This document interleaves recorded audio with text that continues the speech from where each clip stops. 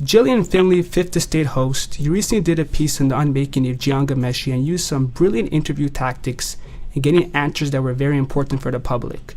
Did you ever think you'd be sitting across from an executive at your company doing an interview?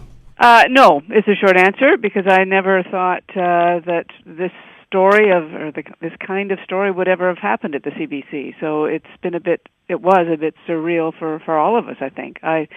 In as much as I never thought I'd be doing that interview, I'm pretty sure that Chris Boyce probably never thought he was going to appear in the Fifth Estate either. So I guess we're all a little shell-shocked. And speaking of Chris Boyce, how hard was it for you to interview him? It wasn't terribly difficult because when we launched into the story, we knew there'd be certain sensitivities around it at the CBC, but we felt very strongly that there was an investigation there to be done, and that it's important that the CBC be seen to be doing that investigation. We shouldn't be leaving this to others. And so our starting point for all of it was, we're going to treat this like we do every other story. We're going to pretend that this is General Motors, an issue that's happening there, and we're not going to treat this any differently, or any of the principal players any differently than we would if we were doing a story about GM. And so in that sense, it wasn't so difficult. We knew what the story was. We knew what the allegations were. We knew that the CBC until that point had not really answered them very fully, or not to many people's satisfaction. And so, the questions were what the questions were, and they had to be asked. And going into this story, were you guys restricted in any way? Were there any rules? No, and I think this is a great credit, not just to the Fifth Estate, but to our management, because everybody understood that this had to be treated exactly the same way as we would treat any other story. And they did. Our immediate managers did not know until the day before air what our story was. As a courtesy, we briefed them because we understood that there might be some fallout after the story was broadcast, and we didn't want them to be taken by surprise. But the understanding was that we would share it with them, but it wasn't so that they could make any changes or anything. It was just so that they would know what was being broadcast. But no, nobody in that whole process ever came to us and said, we don't think you should be doing this, or we don't think you should be saying that. And, I will say as well, credit to the upper management and to Chris Boyce in particular. They for the longest time, we didn't think they would do an interview.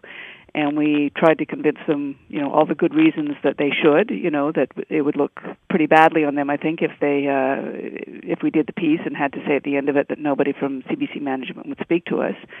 And so, so Chris sat down to do the interview. So I think he deserves credit for that as well. And there was many times Chris Boyce seemed uncomfortable during the interview. Why do you think this was? Well, it's probably a better question for Chris Boyce, isn't it? These are not easy questions. I think we have to, understand that these, what happened here has put everybody back on their heels. There's a lot of soul searching going on, not just the Chris Boyces of the world, but everywhere, right down to the people who worked most directly with Jian Ghomeshi. People are wondering, well, what did I miss? What did I know that I didn't take seriously? What did I know that I maybe should have acted upon? And so I think, everybody is going through that process, and I think Chris Boyce, because he has the position he has, and ultimately, I guess you'd say the ultimate responsibility, he's probably asking himself those questions more than anybody, and they're not easy questions to answer, because at the end of the day, you're having to confront your actions or your lack of action and question whether you made the right call. And so if he looked uncomfortable, I suspect it's because he's going through that same process in his own mind. And one thing I found extremely interesting was in the interview with Boyce, it was done against a black backdrop with simple chairs as opposed to, let's say, in a hotel room or his office. Was this done deliberately? I wish I could say that there was an artistic motif here. Sometimes things just happen because they have to happen that way. Chris Boyce agreed to do that interview very late into our process. We did that interview on a Wednesday afternoon, and the piece has to be ready for air by Friday morning. I mean, normally we lock our programs on the Monday. So, this in our world, this was very, very late. And we just it was just the easiest thing given the lateness of the hour. To the easiest place to do it was in one of our studios upstairs.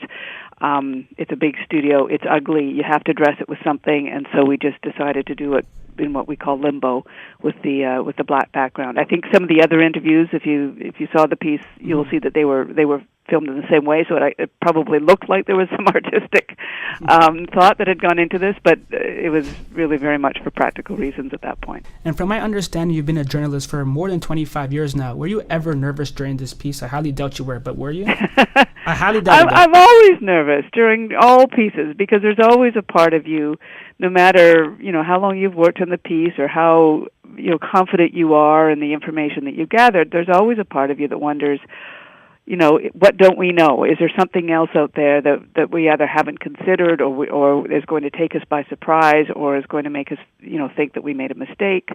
So there's always a degree of nervousness and not just in this story, but in other stories as well.